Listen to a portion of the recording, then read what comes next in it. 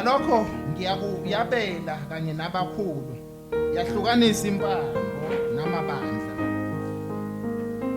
ngokuba yawuthulula umphefumulo wayo ekufeni yabalwa kanye nezelelesi yathwala nokho izono zabaningi yakhulekela abuni leli izwi likaNkulunkulu ibandla lithi amen. Wesonke sikhuleke bazalwane sizwa ama stories noma sixoxela izindaba nezindatshana. Sakhula nje emakhaya sixoxa lokho okubizwa ukuthi inganekwane ezayixoxa ntambama. Kwesinye isikhathi uyithola usulele ungayiqedanga inganekwane. Kodwa ke vele kwakade kuyiyona inhloso le ukuthi ikulolozela uzofika ebuthongweni.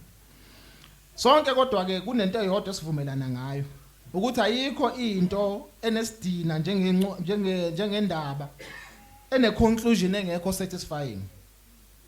Indaba ethi la ikhuphukela khona kuvutha ondaba bese ivela iphela. Kwesinye isikhathi ke ubuke movie ubona isigebengu ekade sibulala abantu ngesankahlu nangodlamo olukhulu sinquma abantu amakhanda sibanquma izandla mase kufika la kufanele sife khona sivele sidutshule ngebullet eyodwa nje ikhanda kuphele kanjalo. Salubona ukuthi ungazi ukuthi iending yalana ayiyona lento ekade kufanga biyona. Noma indaba kana uthi usuxoxeliwe yona ivele iphele ngengujikhwebu ikushiye nje neminye imibuzo kunokuthi kuphendulela imibuzo. Akekho umuntu oyithandayo leyo nto. Now indaba kaJesu asesiyibonile kusukela eqaleni nje sikhuluma ngayo uJesu eprofet ukuthi uzawufika, sikhuluma ngomsebenzi wakhe ayezowenza, sikhuluma ngaye seyesiphambanweni. Leyo ndaba leyo ibuke ngazi ukuthi indaba ehamba ihambe bese iyacollapse la uJesu efa khona. Ibukeke kuyindaba ehamba ihambe ibukeke ngathi sinovutho ndaba bese ivela iphela kanjalo. And bazalwane kunento esingayicabanga njalo uma sicabanga ngokufa kukaJesu.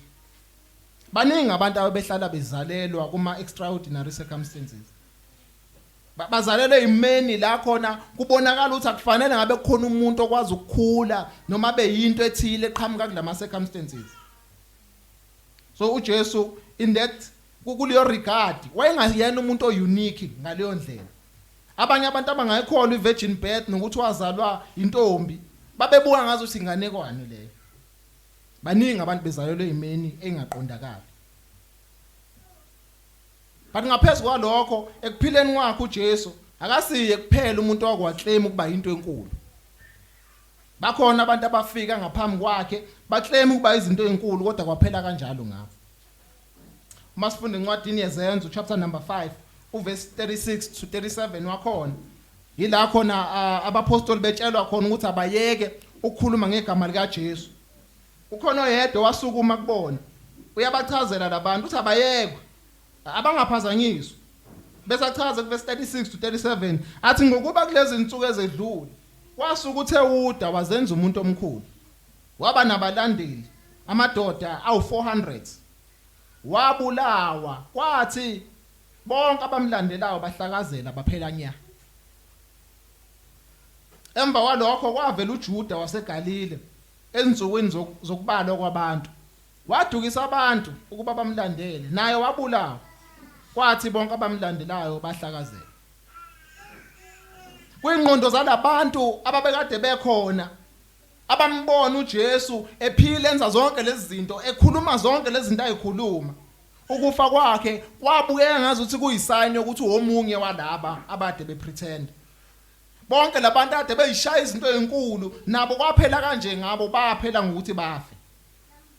Endabalandeli babo bahlakazela. Isiphetho sendaba kaJesu sibuke ngathi sifana ncamashi neyalabo bantu. In fact abanye abalandeli bakaJesu siyatshelwa ngabo kuLuka 24 uCleopas nomunye ekade ehamba naye ukuthi basebeqalile futhi bebaleka behlakazeka. Basuka baya endaweni ekude befuna ukubaleka ihlazo lalikhona eJerusalem.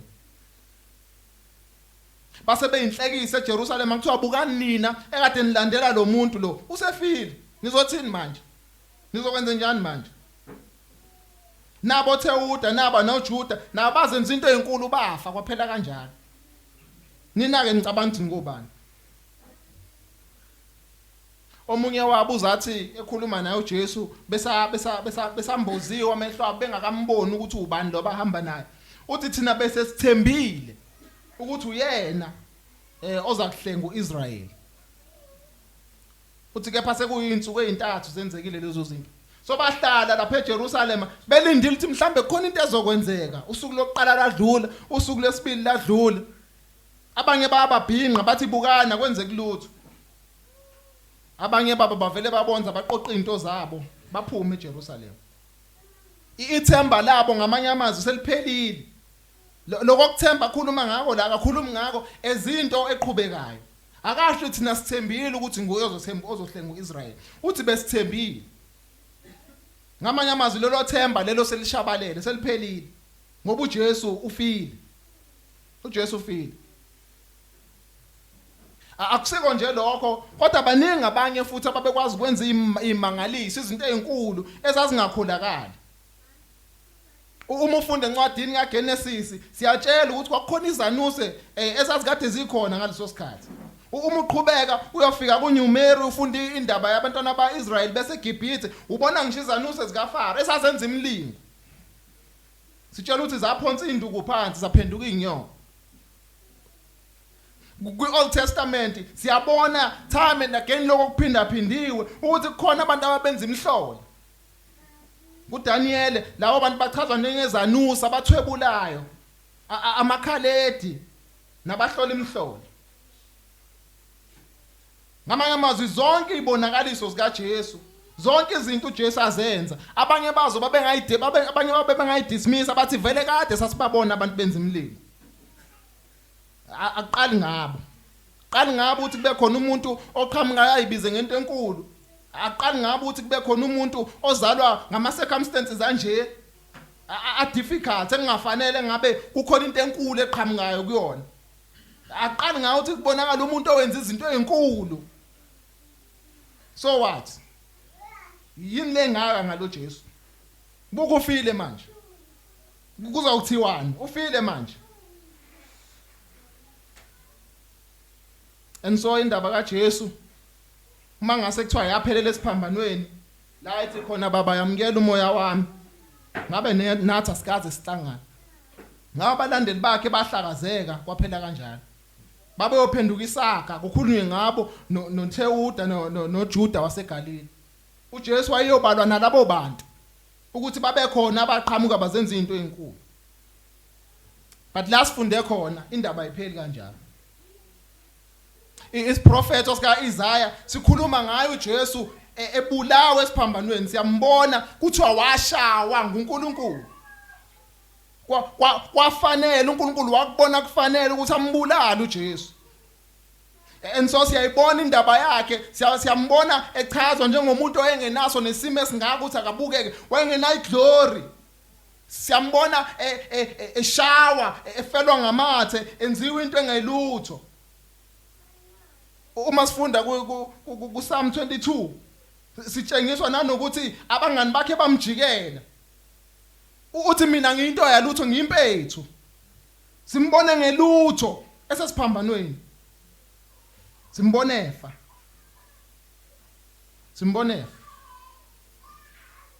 But indaba yakhe uma iqhubeka nayo Isaiah esekhulumile ngokushawa kwakhe nokuhlulwa kwakhe ehlulwa ngabantu eshawa ngabantu efelwa ngamathe abantu indaba yakhe kunokuthi iphele kuma verse angenhla uqhubeka nayo ku verse number 12. And ku verse number 12 uthi ngalokho ngiyakuyabela kanye nabakhulu. Yona le ndodana noma lo muntu akhulume ngayo la ngenta oseshayiwe wabulawa. uNkulunkulu ukhuluma ngokuqhubeka kwakhe. Uthi uyakumabela kanye nabakhulu. Uthi uyakuhlukanisa impango namabandla. Ngokuba yawuthulula umphefumulo wayo ekufeni. Umphefumulo wayo wathulula ekufeni kodwa uNkulunkulu ukhuluma ngayo as if kukhona into ezokwenzeka afterwards. Yabalwa kanye nezelelisi yathwala nokho izono zabaningi. Yakhulekela bona.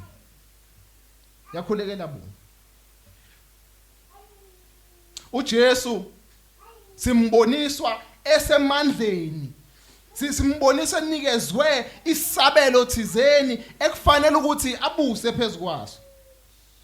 Simboniswa uJesu ehleli kwikhanseli yalabo abayizikhulu abakhulu, naye unikezwe iportion yokuthi akabuse phezukwayo.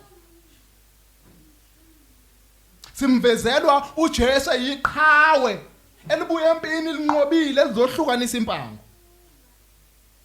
Indaba kaJesu ayiphelele esiphambanweni. Ibandla lamaRoma akatholika linoJesu wasesiphambanweni namanje. Kodwa uJesu wadilika esiphambanweni. Esethu isiphambano mase sibona si-empty asinalutho. Ngoba uJesu ayiphelelanga indaba yakhe esiphambanweni. uJesu akaphelelanga esiphambanweni, wehla kuso. Namhlanje ngizobheka nje izinto zibentathu ezaprofethwa ukuthi uJesu ozinqoba. Ziningi izinto uJesu ayinqoba ngokufa kwakhe. Mangase kuthiwa senze isemoni ekhuluma ngazo zonke izinto ezanqotshwa uJesu ekufeni kwakhe nasekuvukeni kwakhe, impela ngase kuseni. Kodwa ngifuna ukuthi sifocus kulezi zintathu nje. Oqala into ayinqoba uJesu ukufa uqobo lwakhe. Okwesibili uJesu wanqoba izizwe, sorry. Okwesithathu uJesu sazonqoba umhlaba wonke futhi. Jesu wanqoba ukufa, wanqoba izizwe, usazonqoba umhlaba wonke. Asiqale ngaleli lokuqala. Njengoba ngeke ngasho nje ukuthi ziningi ezinye izinto othi uma uyibuka ngoJesu noma zi-extraordinary, abantu bangayiphika bathi kade abantu babedlula kulezi zinto, kade abantu babefa. In fact sonke la namhlanje sine guarantee ukuthi umgqibelo wethu uzosifikela. Akhona oyedwa kithi ozo escape ekufeni.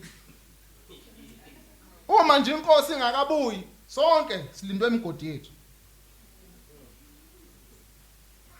Abadala bavama ukusho emngcwabeni ukuthi wonke umuntu unomgqibelo wakhe. Ukuvuka komuntu akusinto enormal bazalwane. Sengikhuluma ngawe ke mangase kuthiwa qhamuka nje isihlobo sakho ngisho kuthiwa usithanda kangakanani. Uma uthi sesafa wasingcwaba, uma wakho lo umthanda kakhulu. Mangathi uthi uyaphuma neminyango uhlangane naye, ungabale uzephula. As expect ukuthi abantu abafile baphinde bavuke. Even nabavukayo bavukela ukuthi baphinde bafa. Ngesikhathi uJesu efa siyatshela ukuthi kwaqhephuka amathuna abasebefile bavuka. Sisitshelwa nangestory sika Lazaro athe sefile uJesu wafika wamvusa. But ngifuna ukutshela something namhlanje, labo bantu bezwe ubuhlungu befa oqala baphinde bezwe ubuhlungu befa kwesibili. Bafa kabili. Ukufa kufikela wonke umuntu. Ufikela wonke umuntu ophilayo. But uJesu kune distinction ekhona ekufeni kwakhe. Kune distinction ekhona ekufeni kaJesu bese kuba ne distinction ekhona futhi ekuvukeni kaJesu. Ukufa kaJesu nokuvuka kaJesu akufani nokufa nokuvuka kwabanye abantu. Bonke abantu esababona bevuswa kwi-New Testament uJesu bavusa nabapostoli bebavusa ekufeni nalabo abavuka ngenkathi uJesu bethelwe. Bonke labo bantu baba nokuvuka kodwa kaJesu kwaba extraordinary. Kwaba ngaphezulu kwako konke ukuvuka kwakwenzeka nokwabonwa abantu. Into yokuqala yenza ukuthi ukuhluka kaJesu ukuthi ukufa kaJesu kwakuprofethiwe. Kwakuprofethiwe ukufa kaJesu ukuthi akuyuphelele ekufeni kwakhe, kodwa kophelele ekuvukeni kwakhe. Kophelele ekuvukeni kwakhe. Isaiah chapter number 16 kunamazwi abhaliwe ku verse number 10. Kuthiwa ngokuba awuyekelanga impilo yami kwabafileyo, nokuba othembekile wakho abone igodi. Le ncwadi siyayibona icaphunwa kwincwadi yezenzo chapter number 2. La khona sithola umpostoli uPetro emva ukuthi umoya ongcwele sehlelile kuyena ethola isibindi sokuthi ashumayele ivangeli. Ebatshela labantu ukuthi isiprofeti sakhulunywa uDavide. kodwa uDavide namanje usasethuneni futhi ubolile la ikhona. Uthi kusobala ukuthi uDavide wayengakhulumi ngaye. Wayengasho ukuthi ngeke azalibone, ngeke azakwazi ukuthi aphelele endaweni yabafileyo. Uthi lesi siprofetho lesasikhuluma ngoJesu uqobo lwakhe. Sasikhuluma ngoJesu uqobo lwakhe. uJesu kwakhulunywa engakafiki nokufika emhlabeni ukuthi uyothi noma esefile aphinde avuke futhi. Akayukunqotshwa yithuna. Bonke abafileyo namhlanje bacindezelwe umhlabathi. AbakwaIsrael bavalelwe amatshe. Inyama yabo ibolile, khona amathambo la kade belele khona. Abanye sebabola isikhathi eside ngalendlela ukuthi sebaphenduka umhlabathi. Ngisho ngathi uyakhumba la uba bengcwatshwe khona uyofika kungekho umuntu ngoba amathamba aseze aphenduka umhlabathi. Bonke abantu inhlabathi ibacindezelile ukufa kubanqobile kodwa uJesu kwaprofetha ukuthi uzawuvuka. Akawulale egodini kuze kube ngunaphakade. Nansi into yokuqala enza uJesu ahluke. But nansi yesibili. Ukufa kukaJesu noma ukuvuka kukaJesu akufani nokukaLazaro, akufani nawo konke abanye abantu. Akuphelele kufeni. uJesu akavukelanga ukuthi aphinde afe. Njengabo bonke abanye abavuka abaphinde bafa futhi uJesu akavukelanga ukuphinda afa. Namhlanje ngisho ngathiwa kukhona umprofeti omkhulu kangakanani wenza izimangaliso okwazi ukuvusa abantu abafileyo, akasoza akwazi ukubavusa ukuthi baphile ngunaphakade. Bonke abantu abangavuka bayovukela ukuthi bafa. Mina ke ngiyacela ukuthi noma ngathi ukhona ngingangiyakazisi. Ngifuna ukubuya ngizohlupheka emhlabeni. Wovuka uzohlupheka uphinde ufe futhi. Sambulo chapter number 1 verse number 17 to verse number 18 wakhona. Buku Jesu uthini ngaye? Uthi lapho ngimbona ukukhuluma uJohane, uthi ngawa phansi ngasezinyaweni zakhe njengofileyo. Wayesebeka isandla sakhe sokunene phezukwami ethi, ungesabi, mina ngoqala ngokugcina nophilayo. Bese athi, ngangifile manje ngiyaphila kuze kube nini? Kuze kube phakade naphakade. Kuze kube phakade naphakade. uJesu akavukanga ukuthi aphile nje, wavukela ukuphila ingunaphakade. Ukuvuka kaJesu akufani nokwabanye. Uhlukile. Bangaka abantu abaziyo abangathi bengifile sengiyaphila. Mangase umuntu akutshele leyo nto ungabaleka. Bengifile sengiyaphila. Kangakanani ke obefile useyaphila kuze kube phakade naphakade. Akagcini nje lapho ukuthi uthini? Uthi futhi ngiphethe ini? Izihluthulelo zokufa neHades. uJesu akagcinanga nje ngokuvuka ephila ngunaphakade naphakade, wavuka ephethe izihluthulelo zokufa nezeHades. Lapho uJohane ebona uJesu wathuswa iglory yakhe, wathuswa ukukhazimula kaJesu. Kwaba ngathi kuye kuyimpinda la ekhazimuliswa khona uJesu ebathathile ekhuphuke nabo entabeni engcwele. uJesu uzambula kanjalo kuye. Uthi mayizambula kuJesu ayi-introduce kuye njengophilayo. Njengophilayo. Jesu akafile, uyaphila. Uyaphila. But lokho kuphila kwakhe ku-unique. Ukuphila ongafani nokwabanye abantu. Abanye abantu bayafa baphinde bafe futhi mase bevukile. Kodwa uJesu ukhuluma in the past tense ngokufa kwakhe. Uthi bengifile. Bengifile. But akagcini nje lapho ukwazi ukukhuluma even in the future tense. Ukwazi ukukhuluma ngenkathi ezayo uJesu. Ukuthi lokho kuphila kwakhe kuyohlala kuqhubeka ingunaphakade naphakade. uJesu akasoza aphinda afa. Akasoza aphinda afa uJesu. AmaRoma every Sunday enza into ebizwa ngokuthi imisa. Lokho kubizwa ngemesa. Lapho uJesu ubulawa njalo. njalo ngesonto uJesu uyafa kodwa uJesu wangempela uphila ngunaphakade naphakade akasoza aphinda afa.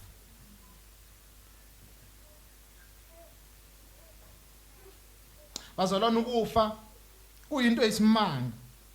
Kuyinto ekwazi ukunqoba amaqhawe anamandla. Ukufa kunqoba iziphathimandla, kunqoba izikhulu.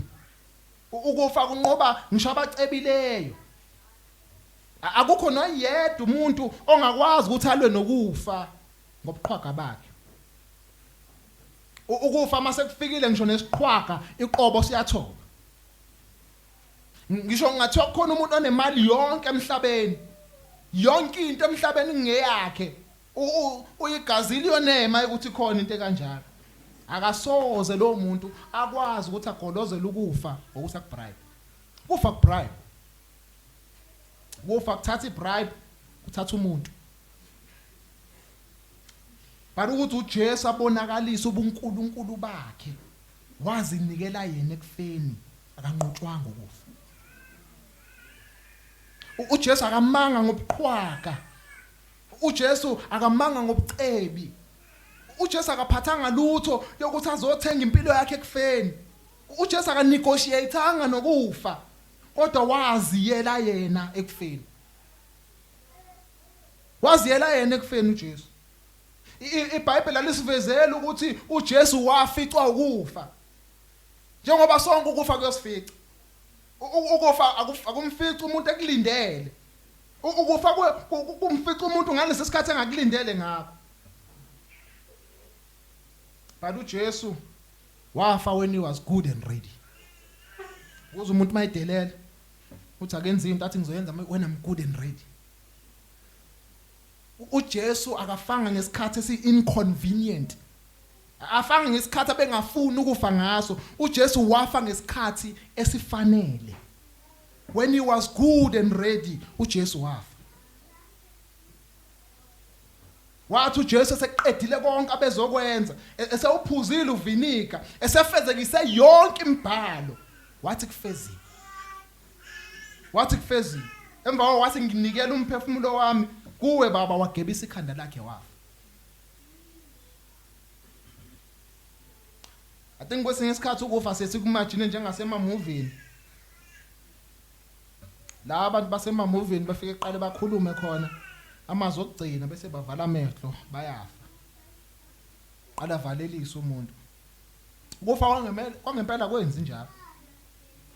Ngisho ngathi uyafuna ukukhuluma lo sentence lokugcina ufuna ukuthi ukhunjulwe ngalo. Ukufa mase kufike kokunqamla usathi usathi ngiyakutha. Ukufa kuwo wonke umuntu kufika at an inconvenient time. Ngisho ngathi usutshele ukuthi no 3 months okuphila, usuku ngeke ulazi. Ngisho ngathi usutshele usuku ngeke ulazi iminute. Ohlala kukufica at an inconvenient time. But uJesu waveza ubuNkulunkulu bakhe ngokuthi afe ngesikhathi sakhe. When he was good and ready. La esekulungele khona uJesu, eseqedile azokwenza. Wathi ngiyawubeka umphefumulo wami kuwe. Wagebisa ikhanda wafa. And so ukunqoba kwakhe uJesu akuveli nje kuphela ekuvukeni kwakhe, but kuvela even nasekufeni kwakhe. Ukufa kufa uJesu wakufa ngesikhathi sakhe esesifanele ukuthi afe ngaso. Badagcina lapho. Even ukuvuka kwakhe uJesu kwakuyindlela kaNkuluNkulu yokuthi amveze ukuthi zonke izinto ayikhulumile beziyiqiniso. Zonke izinto ayikhulumile beziyiqiniso. Kwangathi uNkulunkulu ufaka isitembu esithi yes kuko konke uJesu akukhulumile nakushilo. Konke akukhulumile nakwenzile. uNkulunkulu wangathi ufaka isitembu sokuthi ngiyavumelana nako. Ngiyavumelana nako. Uyazi yini enza ukuthi wena ufe bese ungasavuki? Ungabe uyisoni. uNkulunkulu akasoza avusa isoni. Usivusela ukuthi sizokona futhi. Yabo lezono lezo accumulate kwi lifetime yakho ziningi. Ziningi kakhulu. Ngeke uNkulunkulu akubuyise ukuthi uzo add ezinye futhi ngaphezulu. Ufu Jesu wayengasiko lokhu ayekade ethi uyikho. uNkulunkulu ngeke wayengeka zamvumela ukuthi avuke. uNkulunkulu wayezomyeka ukuthi afe angasavuka. Njengalabo abanye abafika abazenza abantu abakhulu uTheuda noJuda. uNkulunkulu wabadedela ukuthi bafe kwaphela kanjalo. Akaze ngabaniki second chance njengoba nawe ngeke akunike second chance. Uma ungaphenduka uzofa. Futhi ngeke uvuke. Ngeke uvuke nasebantwaneni bakho abanye bakhohlisana kanjalo athi hawu ubuyile ugogo bakithi ubuye ngemzukulu. Ngeke ubuye. Ubuye lapha. Ngokufica ukufa uzokuhlula uzogqitshwa ngomhlabathi futhi uzongimboza nomphela. Uyovuka uzodlulela.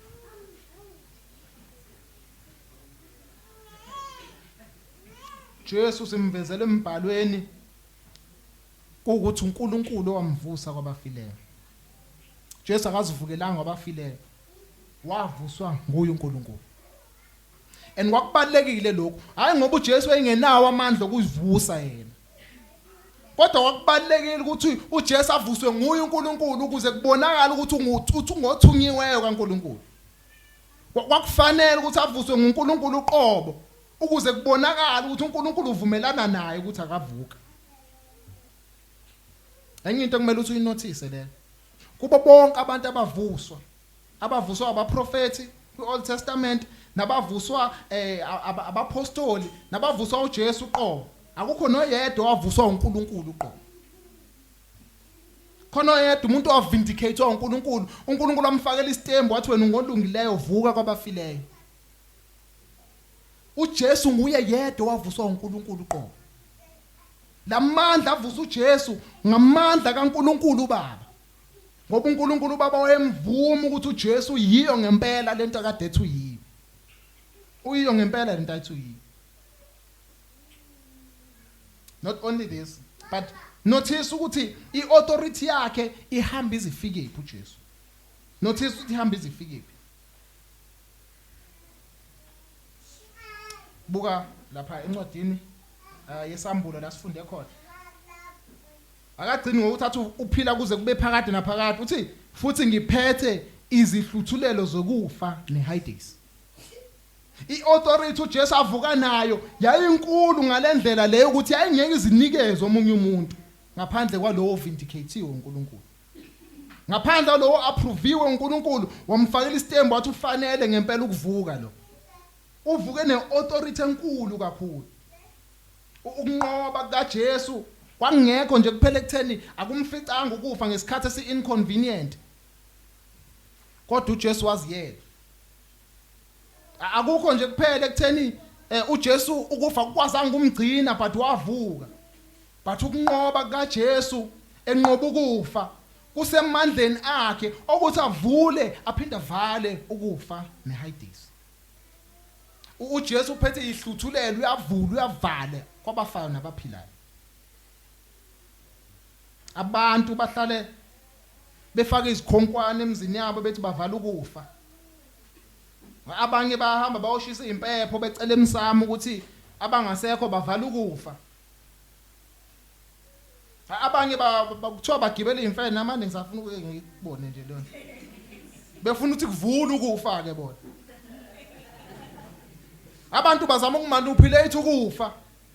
But uJesu usitshela ukuthi uyena ophethe okhiye bokufa. Khiye bokufa bakuJesu. Lento isho ukuthi bazalwana akekho noyedwa umuntu ofayo ngaphandle kaJesu evula umnyango wokufa. uJesu uye omi ngasemnyango ophethe ukhiye uthi ngena wena, ngena wena, ngena wena. Sikafika isikhathi sakho wena. Uyena ophethe umnyango ukhiye omnyango wokufa.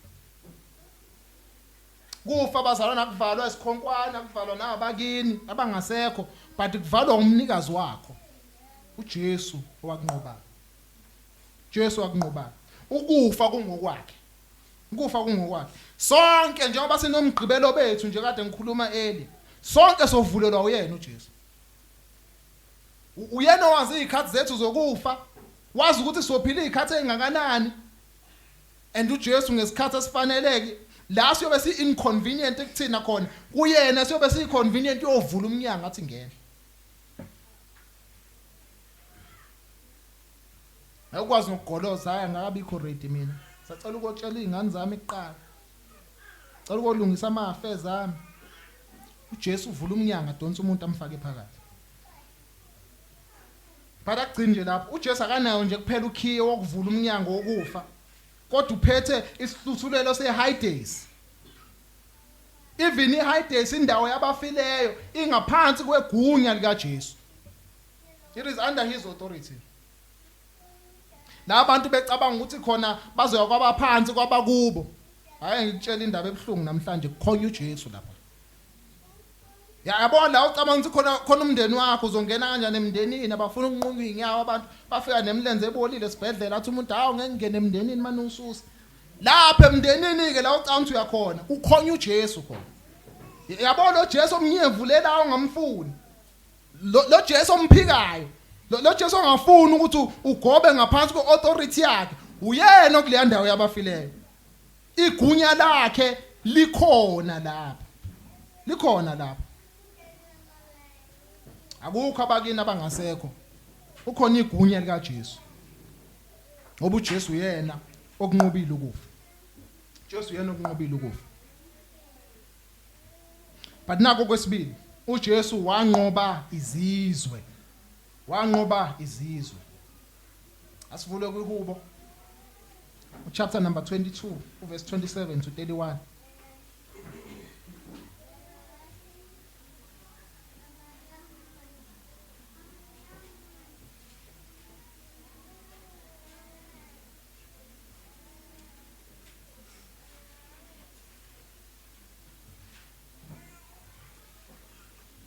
Verse 27.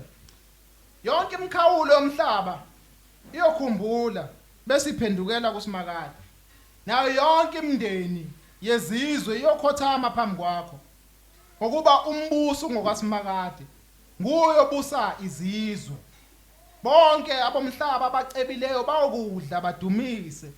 Nalabo sebewuthulo thulini bayokhothama phambi kwakhe. Ngisho nalowo ongenakugcina umphefumulo wakhe uphilile. Izizukulwane ziyomkhonza ulandwe ngayo inkosi izizukulwane ngezizukulwane. Bayokuza bamemezele ngokulunga kwayo kubantu abasazozalwa babatshele ukuthi lokho kwenziwa yiyo. Kuleli hubo bazalwane siboniswa inhlupheko zikaMesiya. Uma usuka kuverse number 1 uzuyofika ekugcineni ubona uJesu uqobo laphana eprofethwa nasesiphambanweni kuyokwenzakalana. Simbone eshiwa uNkulunkulu lapha kuverse number 1, simbone edelelwa, simbone ebhinqwa. Sisitshelwa nokuthi babelana ngezingubo zakhe. Zonke izinto zenzeka kuJesu esiphambanweni bamphuzisa ngisho uvinika. Bale egcineni uNkulunkulu umbekela isithembiso.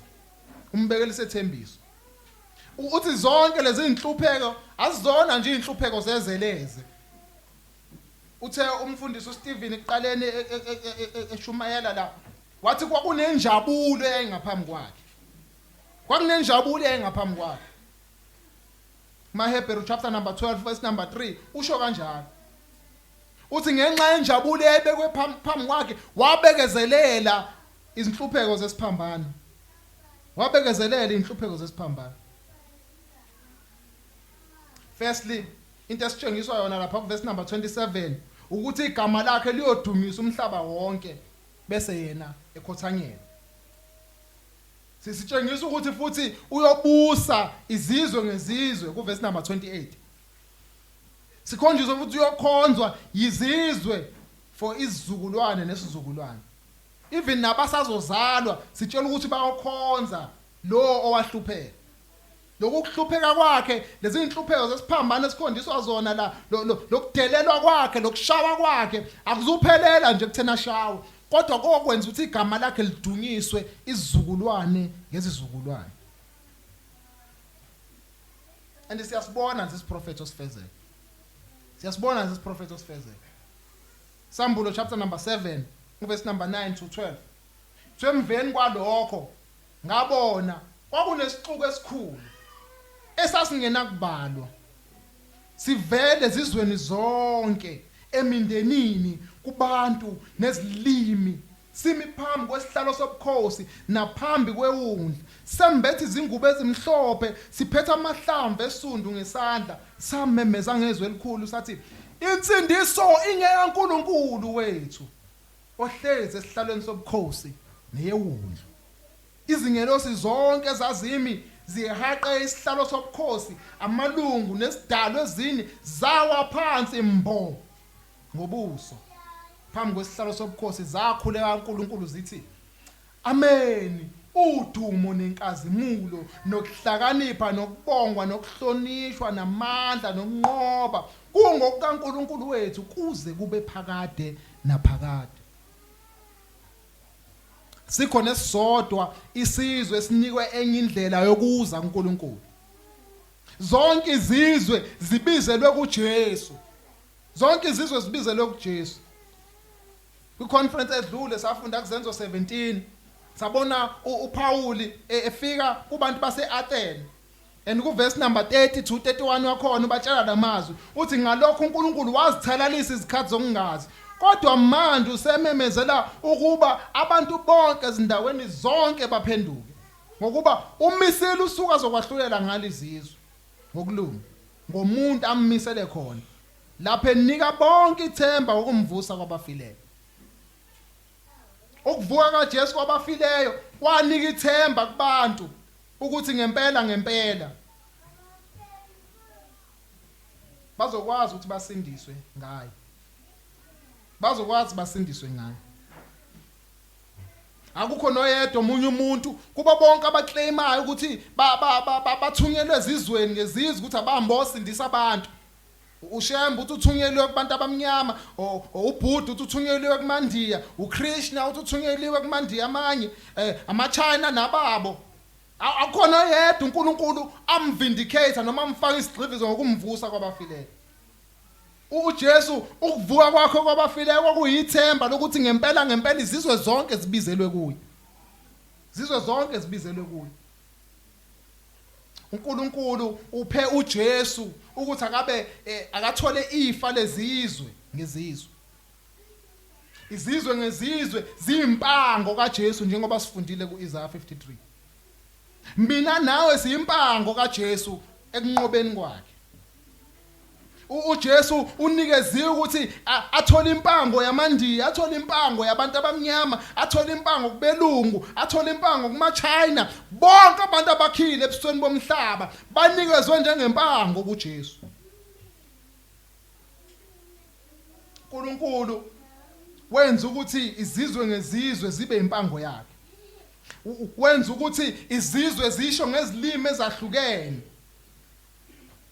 Izizwe zonke eindaweni zonke zisho ngama-languages ahlukene zithi Jesus is king, zithi uYesu ngukumkani, Jesu ke morena, Jesu ndi morena, Jesus is thy Heer, uJesu inkosi. Ukuze njengoba efundile umfethu amadolo wonke aguqe nezilimi zonke zivume zithi uJesu yena yedwa inkosi. Awukho lutho oluyomvimba uJesu. Ubukhosi bakhe baprofethwa futhi kuza kufezeka. Akukho Africanism eyakumisa. Akukho communism na socialism eyakulivimba icebo likaNkulunkulu ngoJesu. Even no 666 lesimkhonjisayo uncwadi yesambulu akayomisa uJesu ekuthena kwazi ukuthi aqhubeke athathe izizwe zonke zibe impango yakhe. Igama likaJesu lifana nendlovu ifohle ehlathini, idilize izihlahla, ihlahla indlela ibheke phambili, iyongenisa esizweni, ibhusha amahlathi, inqamula imfula nemfudlana, iguzula inhliziyo ezingamatshe, iqhephula amadwala, iyongenisa ontamo olukhuni, ithobisa iziqhwaga, iqeda inkani kumabhinqi, iphuca iziqhaza, khothamisa amakhosi. Koze wonke amadola aguqe, zonke izilimi zivume zithi uJesu inkosi. uJesu inkosi. But akagcini nje ukuthi uJesu anikeze impango yezizwe zonke. ukuthi zonke izizwe kube khona ababiza igama lakhe nabaguqa ngamadolo kuye bethi uJesu uyinkosi. Kodwa uJesu uzonqoba futhi unikeze ukuthi anqobe umhlaba wonke. Unikeze ukuthi anqobe umhlaba wonke. Isaiah 66 verse number 18 to 24.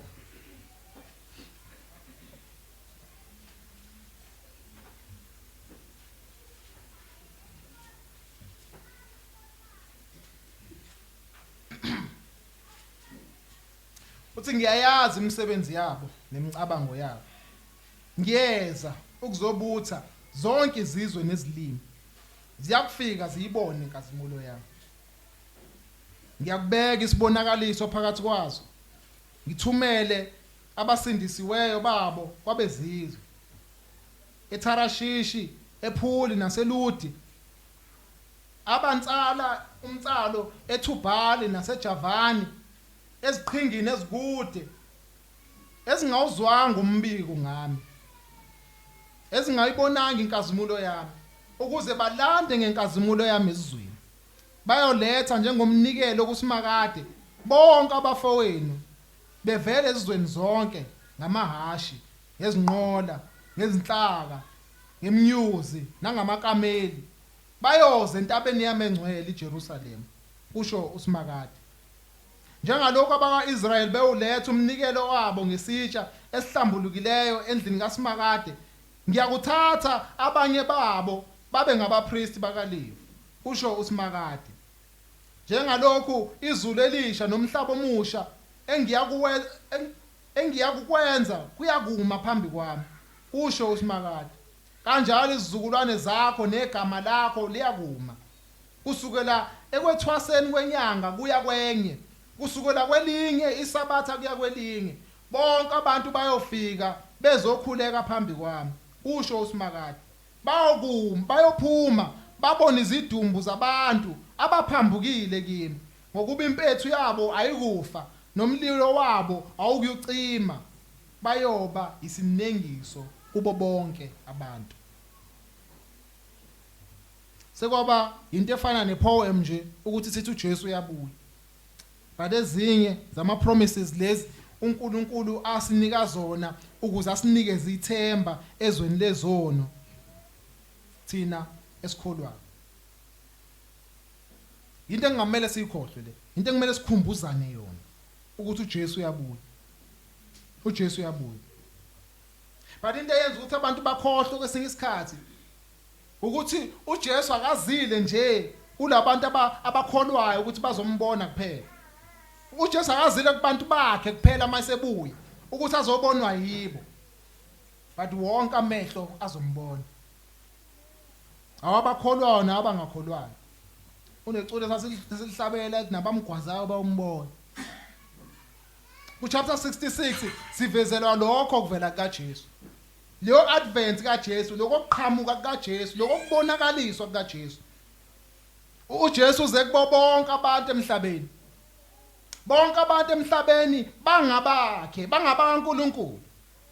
Wonke umuntu odaliwe emhlabeni udalelwe uNkulunkulu, ungokaNkulunkulu. Ngisho ngathi uyamphika uNkulunkulu, ungokaNkulunkulu. Mayisamile nje emhlabeni kaNkulunkulu, ungokaNkulunkulu. Ume esenabelweni seinyawo zakhe, uNkulunkulu usho njalo. Uthi umhlaba uyisenabelo seinyawo zakhe. Leyo nto ifana nokuthi umuntu afika ahlale esihlalweni sakho bese adelele wena futhi. Ungabe usuke esihlalweni sakho bese akudelele. Umuntu mawuthi ungafuna ukudelela uNkulunkulu ngafanele aqala asuke emhlabeni wakhe kuqala. Asuke na ku-universe yaNkulunkulu futhi ayoyiqalele yakhe. Aqambe yakhe i-universe, ayiqambele yakhe ama-planet bese adelela uNkulunkulu. But abantu bonke emhlabeni bangabakaNkulunkulu ngoba bahleli esenabelweni seinyawo zakhe. Sibhilonga uNkulunkulu sonke ngoba sihlala emhlabeni wakhe. Bonke emhlabeni bazokumbona. And ku verse number 18 sivezelwa amagama asabisayo ukuthi uJesu wazi imisebenzi nemicabango yawo wonke umuntu emhlabeni. Imisebenzi nemicabango yawo wonke umuntu emhlabeni. That is a scary thing. Iyasabisa leyo nto. Not only this, but ukuthi kukhona into azoyenza ngalezi zinto uJesu. Akazogcina ngokubuka nje ububi babantu, akazogcina ngokubabona abantu uthi babi bese kuphela kanjalo, but he's going to do something about it. Uzokwenza something ngalokho. Buka nje lapha ku verse number 18. Uthi ngiyazi imisebenzi yabo nemicabango yabo. Ngiyeza ukubutha zonke izizwe nezilimi zifike zibone inkazimulo yabo. uNkulunkulu azi imicabango yabantu nazo zonke izinto abayizindlayo enhlizweni. Akazugcina ngokuthi akwazi nje lokho, but uzokwenza something uzobabonisa inkazimulo yakhe. Masicabanga inkazimulo yaNkulunkulu, thina esikholwayo siba nokulangazelela ukuyibona. Besihlabelela nje Eliya sithi siyathanda ukumbona inkazimulweni. But inkazimulo kaNkulunkulu iyingozi kwabangakholwayo. Inkazimulo kaNkulunkulu iyingozi kwabangakholwayo. Muphindele emuva nje khona la chapter 16, chapter 66 kaIsaiah, ufunda uverse number 14 wakhona to u16. Uthi niyakubona izinhliziyo zenu zijabule. Khuluma ngabazalwane. Bawumbona inhliziyo zabo ijabule. Amathambo ena hlume njengotshani. Isandla sikaSimakade siyokwaziwa ukuthi sisezincekweni zakhe. Bese boqhubeka athini? Uzithukuthelele izitha zakhe. Ngokuba uSimakade uyofika ngomlilo. Izinqola zakhe zibe njengesivunguvungu, athulula intukuthelo yakhe ngokufutheka nolaka lwakhe ngamalangabi omlilo. Ngokuba ngomlilo nangenkemba uSimakade uyakwehlulela bonke abantu bayoba baningi abayobulawa nguSimakade. Bayoba baningi abayobulawa nguSimakade. Ngalelo langa thina siyawujabula. Siyakutshekula njengamathola. Abanye bayokukhala kubumaye maye mabeyibona leyo nkazimulo. Laba bathi only God can judge me bawufisa ukuthi ngabe bavuma ukuthi sibajaje. Yet day bawukwazi ukuthi kuyesabeka ukuwela esandleni sikaNkulunkulu. Ngalezo zinsuku zonke izizwe emhlabeni sitshela ukuthi zoba ngaphansi kombuso kaJesu. Zoba ngaphansi kombuso kaJesu. Verse 23. Kusukele kwathwaseni kwenyanga kuze kuye kwenye, kusukela kwelinye isabatha kuye kwelinye, yonke inyama iyakufika ukukhuleka phambi kwami, kusho uJehova. Ngalelo langa bonke abantu bayolethwa ukuthi bazokhuleka kuNkulunkulu. Wonke umuntu uyobethi bayede kuJesu. Uyena uqobo uyoba inkosi yomhlaba. But note la ukuthi kuyokwenzakalani kulabo abangakholwa. Verse 24.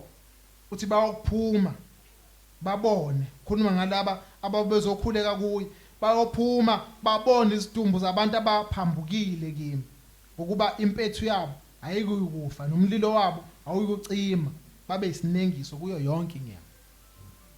Kuyo yonke inyama. Banye abantu balithatha kancane lo suku.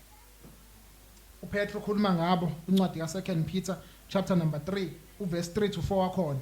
Uthi okokuqala nidinga ukwazi ukuthi ngezinsuku zokugcina kuyakufika ababhinqayo bebhinqa behamba ngokwezinkanuko zabo bethi sephi isithembiso sokufika kwakhe na, ngoba selokho okhokho balala bonke. Zonke lezi zinto zisenjengoba zinjalo kusukela ekuqaleni kokudala. But izwi lenkosi liyaxwayisa. Liyabaxwayisa labo bantu ukuthi lolo suku kobe kungasiniswa amahleza ngabo. Incwadi kaAmos chapter number 5 verse 18 to 20 wakhona. Uthi maye kini enifisa usuku likaSimakade. Kungani nilangazelela usuku likaSimakade na? Usuku likaSimakade lungubomnyama hayi ukhanya. Kunjengokubetha umuntu ubalekela ibhubesi ahlangane nebhele. Athi uyongena endlini ancike ngesandla odongeni alungenyo. Ngabo usuku likaSimakade lungumnyama hayi ukukhanya. Luyisigaye gaye esingenakho ukukhanya. Badilitheni ke iBhayibheli ngokugcwaliswa kwazo zonke lezi prophet. ngokuthi uJesu sazobuya azohlala emhlabeni azobusa khona anikeze umhlaba wonke ukuthi ube ngowakhe usazonqoba umhlaba iscepter lekukhunywa ngayo ekuthiwa iyoba sesandleni sakhe intonga yokubusa iyoba sesandleni sakhe uyoba iphethe khona emhlabeni ebusa umhlaba uyobe ngezile ukuzobusa uIsrael uyobe ezobusa umhlaba ngoba ungowakhe Ncwadi yeSambulo chapter number 19 verse 11 to 16 Singase ngibona izulu livulekile nantu ihashe limhlophe nogibele kulo obizwa ngokuthi ngothembekileyo noqinisileyo uyahlulela futhi ulwa ngokulunga amehlo akhe anjengamalanga bomlilo khanda lakhe kukhona imiqhele eminingi unegama elilotshiwe elingaziwa umuntu ngaphandle kwakhe uqobo wayembethe ingubo ecwiliswe egazini igama lakhe ngulizwi kaNkuluNkulu amaviyo empi yasezulwini amlandela egibele amahasha amhlophe embethe ilinene elitolekileyo elimhlophe nelihlanzekileyo emlomeni wakhe kwaphuma inkembe ebukhali ukuze ashaya izizwe ngayo uyakuzibusa ngentonga yensimbi yena anyathele isikhamo sewayini lentukuthelo yolaka lukaNkuluNkulu somandla engutsheni yakhe nasethangeni lakhe kulotshiwe igama elithi inkosi yamakhosi nombusi wababusi yobe ne-tattoo angisho ukuthi ube ne-tattoo awuyena uJesu ngase ngibona ingelosi imi elangeni yamemeza ngezwi elikhulu ezinyonini zonke ezindizayo emkhathini wezulu ithi wozani nibuthane esidlweni esikhulu sikaNkuluNkulu ukuze nidle inyama yamakhosi inyama yezinduna inyama yamaqhawe inyama yamahashi nabayigibele inyama yabo bonke abakhululekileyo neyabo bonke abayizigqila abancane nabadala nanto lento siyibonile kuIsaiah 66 ukuthi bayophuma babona izidumbu zabantu akade bephambukile laba bekhona kunempethe engafi nomlilo ongacimi baba isinengiso sawo bonke abantu nayi lento siyayibona la uJesu ebuya khona into yokuqala siyibonayo ukuthi uyobegqoke ingubo ecwiliswe egazini igazi lezitha zakhe uyothi mayifika afike ephethe inkemba ezobulala yonke inyama yabantu abangakholwanga ingubo yakhe iyobe inindwe igazi lezitha zakhe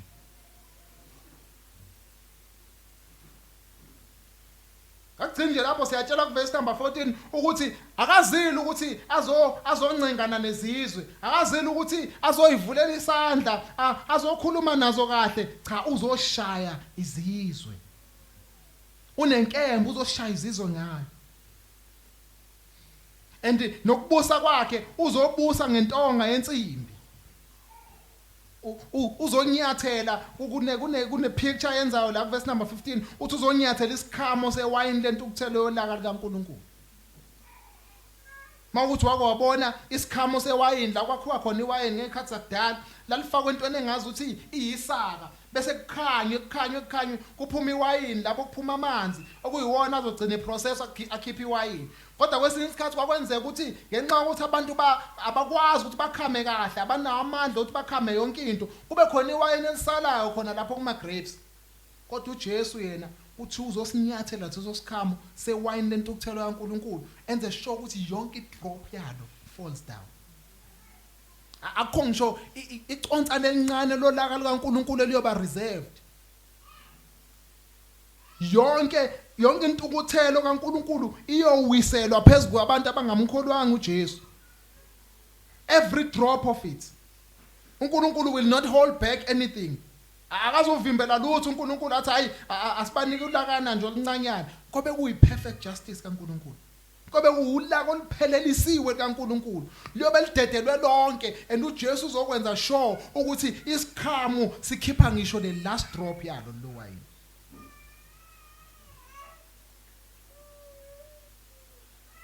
bonke abangakholwanga. uJesu uyofika nenkemba yabo ezosika amakhanda abo ezobanquma ukuze kudle izinyoni zezulu. Kulabo bantu labo akazile ukuthi azojaja abakhulu ayeka abancane mhlamba abahluphekayo bakithi uzobazama. Mina ngahlupheka kakhulu emhlabeni ngeke ngesihogweni cha. Thoba abakhululekile nabayigqile. Inyama yabo yobilapha ilele nezinduna namakhosi. Ngisho namahashi nabagibela. Bancane nabadala. Awu mina ngisamncane kakhulu ngokholwa sengimdala. Engiqala ngidla ubusha bami. Nabancane nabadala. Sengimdala kakhulu mina indaba yokukholwa nje ayi yabantu abancane. Jesu uyoba inkosi yamakhosi umbuso wababusi phezulu komhlaba wonke uyowubusa yena ngentonga yakhe. Ithi uJesu uzobusa manje empilweni yakho noma abuse ngaleso sikhathi. Ngaleso sikhathi uyobebusa phezulu kwesidumbu zabantu abangakholwayo. Uyobebusa phezulu kwezidumbu eziyodliwa izinyoni zezulu. Kanti uJesu unikwe konke njengefa lakhe. Nikwe konke njengefa lakhe. Even nabangakholwayo bayifa lika Jesu. Bayifa lika Jesu. Bayifa lika Jesu nempango yakhe ukuthi azonquma amakhanda abo. Jesu unikezwe abangakholwayo ukuthi bazoba isubject yokukhombisa ukuthi ijustice yakhe uyikerisha kanjani.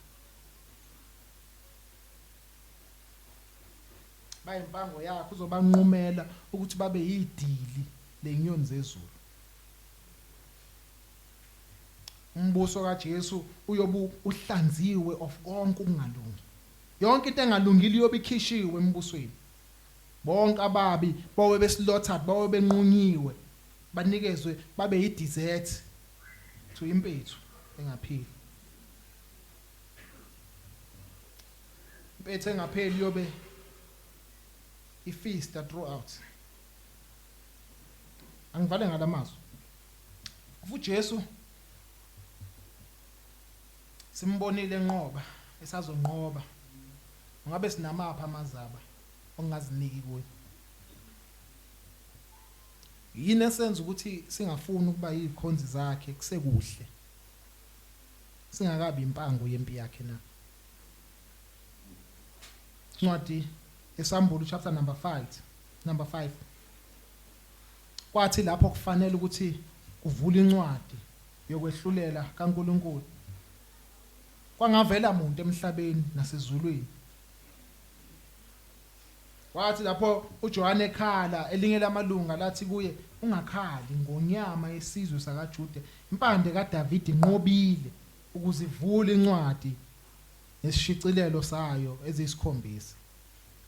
Wayifanele verse 11 ukuba yahlatshwa yabathengela uNkulunkulu ngegazi layo abavela kuyo yonke imindeni izilimi abantu nezizwe.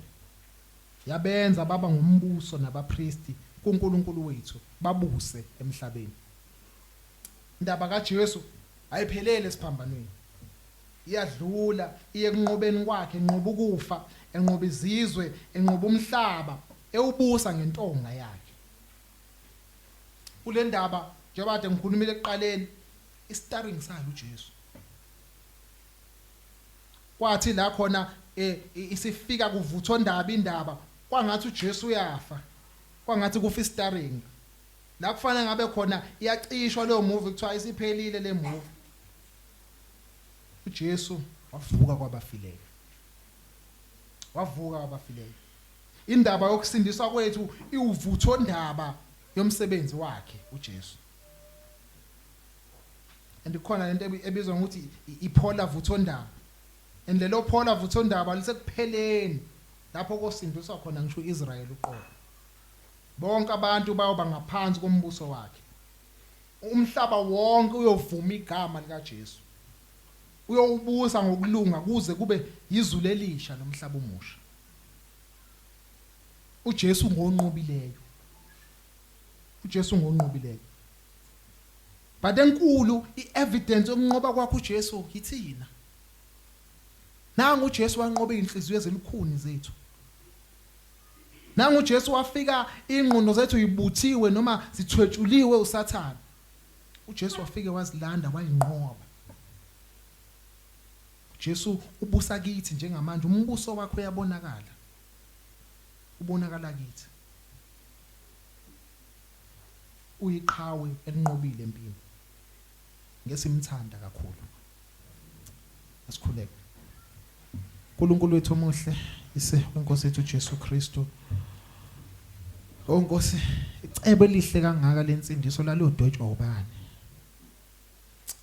Yiphi incitha buchopho eyayingahlala icabange icebo elikhulu kangaka elasukela kuGenesis udala umuntu ewele esonweni. Ukhuluma uNkulunkulu wethu namandla kwisithombe magama esingazange siqondwe ukuthi inzalo yowesifazane iyochoboza ikhanda lenyoka. Sibona Nkosi ubiza uAbraham esizweni sakubo la ekhonzela khona uThixo bakhe. Uthi akaphume esizweni sakubo ayezweni oyomkhombisa lona. Ihamba Nkosi indaba iziyofika even ekukhethweni kaJakobe. Sibona Nkosi izethembiso uzedlulisela ukuthi umhlaba wonke uyakusindisa okhalweni lakho Abraham. Ubani Nkosi wayengakwazi nokuconclude ezibona zonke lezo zinto zenzeka kuAbraham. Athi asilinqamule leli cebo, silethe omunye ozolunga. Simthathe siyomvalela endaweni thizeni angasenzi isono. Bese size sizombulala, senzele ukuthi ulaka likaNkuluNkulu lukwazi ukuthi libe satisfied. Ubani Nkosi wayengacabanga leyo nto? Ubani Nkosi wayengacabanga ukuthi ekuthatheni kwakho abantwana bakho uyobavalela esizweni saseGibhithe ubenzela Nkosi iphasika, wawubakhombisa ukuthi kukhona iwundla ezizohlatshwa Jesu izono zabo. Ubani Nkosi wayengacabanga leyo nto? Qondo wethu Nkosi mfishane kakhulu, mncane kakhulu ukuthi uqonde imicabango yakho. Mikhulu ijulile. Ubani uNkulunkulu wethu onamandla owayothi mayibuka zonke lezi zinto oyikhulumile ngabaprofeti abone Nkosi ubukhulu balendodana. Ubani Nkosi wayeyoyizwa le ndaba ayiqonde. Ithizwi lakho even nabaprofeti babefuna ukuyibona kodwa bayibonanga. Bakholwa Nkosi ngakukholwa okwabonakala even kuye uAbraham. Siyababona Nkosi bebalwa encwadini yamaHebheru. Siyababona Nkosi bebalwa njengamaqhawe enkolo. Kodwa ekugcineni Nkosi uthi izethembiso bafa bengasitholanga. Kodwa Nkosi ivangeli lashongelwa kubo njengoba lashongelwa nakithi. Wenza Nkosi ukuthi bangapheleliswa ngaphandle kwethu. Ubani oyengacabanga leyo nto? Umqondo wakho Nkosi ujule ngalendlela ukuthi ngisho sesilifundile Nkosi izwi lakho asifinyelele ekujuleni kwawo. Sithokoza Nkosi ukwazi ukuthi usinikezile izwi lakho. Wasenza Nkosi siqonde ngendlela efanelekile. Yenza Nkosi ukuthi inhliziyo zethu igcwale. Yenza inhliziyo zethu zibe satisfied, zisuthe isuthiswa izwi lakho. Yenza Nkosi ukuthi kuphele even ne curiosity nokucabanga okukhulu emqondweni wethu izinto ezingasifundi. Kodwa sijabulela ukwazi ukuthi izwi lakho lambulile. Lambula indodana yakho lasivezela yona obala. Kazimulo Nkosi eyabonwa abafundi besentabeni engcwele, eyabenza abawaphansi ngobuso. Kwaze kwakhuluma uPetro wathi masakha amadokodo. Uyambule kithi Nkosi ngezwi lakho ukuze sibone ukukhanya kwenkazimulo yakhe ebusweni bikaJesu Kristu. Onkosi, ubani obengaze lonto? Eyiphi incitha buchopho ebengacabanga lelo cebo? Nguwe kuphela. Thobisa inhliziyo zethu. Ngoba Nkosi ucabanga kwethu, ngoba izono zethu. Yenza Nkosi ukuthi sibe yilabo abaphelele ku ngaligazi likaJesu owafa ngenxa yethu. Lokhu sicela egameni likaJesu ophilayo manje naphakade naphakade. Amen.